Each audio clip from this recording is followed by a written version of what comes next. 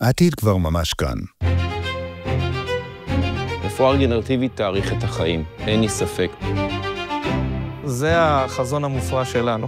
רפואה רגנרטיבית היא כיום אחד התחומים המבטיחים ברפואה. בעזרתה אפשר לא רק לבלום את הנזק, אלא לשקם, לתקן ולחדש רקמות. אתה לא יכול לעשות את זה אם זה לא הפשן שלך. בעתיד, אולי נוכל ליצור איברים מותאמים אישית במעבדה. לייצר חדש, to regenerate, זאת בדיוק ההגדרה של הרפואה הרגנרטיבית. איך מייצרים חדש? אני רוצה תאים חדשים, אני רוצה רקמות, אני רוצה איברים חדשים. הרפואה הרגנרטיבית היא עדיין במעבדות. אנחנו צריכים להעביר את זה, את הרפואה הרגנרטיבית, לרפואה. להביא את כל הידע הזה שאנחנו צוברים ובונים במעבדות אל המטופלים. אז זה לא רק עניין של להדפיס או ליצור איזושהי רקמה, אנחנו כבר יכולים לנסות להתערב בגוף עצמו, ברקמה עצמה, ולהכווין אותה לשקם את עצמה ללא צורך בהשתלה. בכדי לקרב את החזון, הוקם מרכז סגול לרפואה רגנרטיבית בתרומתו הנדיבה של מר סמי סגול. יוזמה של אוניברסיטת תל אביב, ובשיתוף הפקולטה למדעי הרפואה והבריאות על שם גריי, בקמפוס האוניברסיטה ובבתי החולים המסונפים לפקולטה.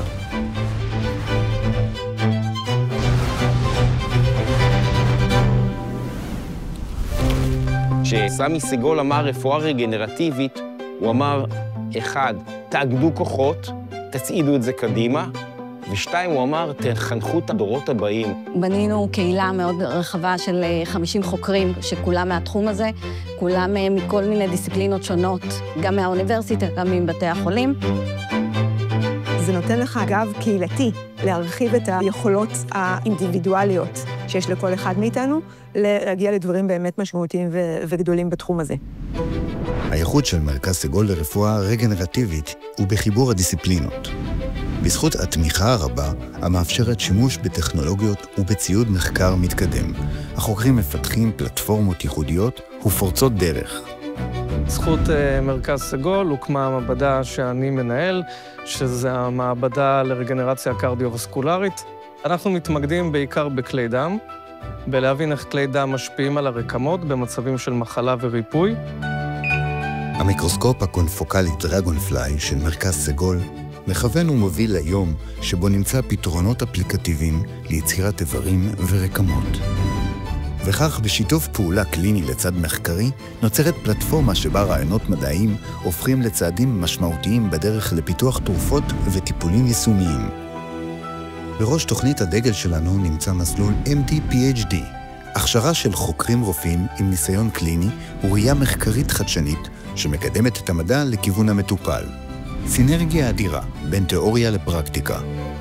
השילוב הזה של מישהו שנמצא בשטח ורואה את המצוקה האנושית, נותן דרייב אדיר למחקר במעבדה וחזרה אל החולה.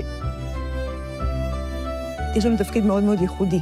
אנחנו נמצאים באינטרפייס הזה, בין מחקר לבין הרפואה, שלנו יש את היתרון לשאול את השאלות שרלוונטיות למטופל עצמו, כי אנחנו בעצם מתחילים תמיד מתוך איזושהי שאלה קלינית. ולפעמים גם הפוך, אני חושב שצורת החשיבה של חוקר, הרבה פעמים שהיא אנליטית, שהיא מנסה לפתור בעיה, לנסח אותה במדויק ולהגיע לאט לפתרון, אני חושב שהרבה פעמים אפשר לנסות ליישם אותה בדברים מסוימים בקליניקה, בייחוד ברפואה פנימית.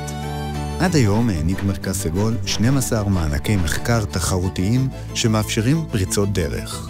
כולם עם פוטנציאל לשנות חיים.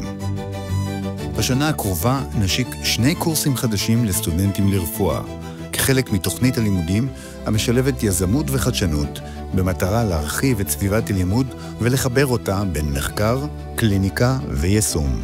משנה לשנה יש יותר סטודנטים, ואני חושב שזו תרומה מאוד משמעותית גם להפיץ את הידע הזה, גם לגייס אנשים איכותיים, וגם למען האמת, זה מאוד מעניין ללמד את זה, זה באמת תחום מרתק. אנחנו בתחילת הטיפוס, זה הר. צריכים דחיפה כל הזמן מאחורינו של אנשים עם אמצעים שמבינים את החשיבות של התחום הזה. רפואת העתיד תהיה רפואה רגנרטיבית, ואנחנו מתקרבים לשם במהרה. מרכז סגול לרפואה רגנרטיבית, מחדשים את העתיד.